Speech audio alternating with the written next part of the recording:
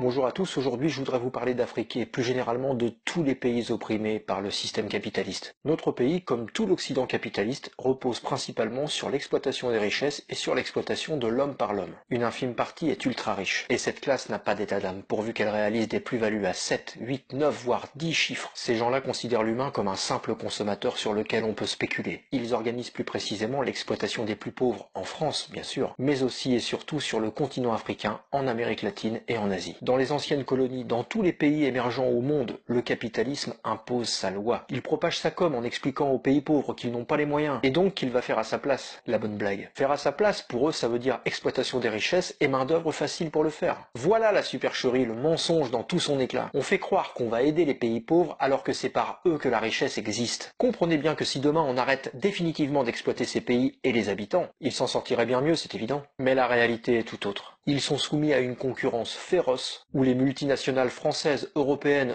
occidentales les écrasent. Alors ils exploitent quoi ces margoulins? Eh bien les fruits exotiques, le café, le chocolat, l'uranium, le cobalt, le diamant. L'Afrique et les pays émergents sont riches, mais pour l'instant riches au service des richesses de notre culture capitaliste. Un pur scandale mondial en quelque sorte. Posez-vous la question suivante. Si tous les pays émergents pouvaient vendre eux-mêmes à des prix décents leurs richesses, que se passerait-il? Eh bien évidemment, le dynamisme économique, l'organisation sanitaire, les conditions sociales se développeraient. La vie serait bien meilleure, et les peuples n'auraient plus besoin de quitter leurs terres en quête d'un monde meilleur. Car ne croyez jamais qu'un homme s'exile pour le plaisir. Lorsqu'il se retrouve aux portes de l'Europe dans des conditions abominables, comme on le sait, il le fait parce que d'où il vient, c'est la guerre, ou la famine, ou bien les deux. Et bien souvent, ce qui crée le chaos chez lui, c'est le capitalisme. Mais qui sommes-nous, nous les Occidentaux, pour ravager des territoires entiers, au mépris des exigences écologiques, sanitaires et humaines? Qui sommes-nous pour exploiter en toute impunité des pays entiers, sans nous acquitter évidemment de l'impôt local, et en nous enrichissant impunément des richesses des autres? Comment peut-on à notre époque laisser le monde industriel, sous couvert des États occidentaux, maintenir et développer la pauvreté en Afrique? Comment peut-on laisser développer sur le dos des plus pauvres l'opulence de quelques gangsters nantis de la finance? Comprenez alors combien cette attitude génère de la colère chez ceux qui sont les victimes de cette exploitation sans nom. Comprenez que nous ne sommes pas les gentils petits Français exemplaires et vierges de toute agression dans ce bas monde. Comprenez alors que l'immigration en Europe est le résultat de la violence d'un système qui n'hésite pas à plonger les peuples dans la misère, si c'est pour développer ses profits. Arrêtez de saigner l'Afrique. Arrêter de saigner l'Afrique, c'est comprendre le monde d'aujourd'hui.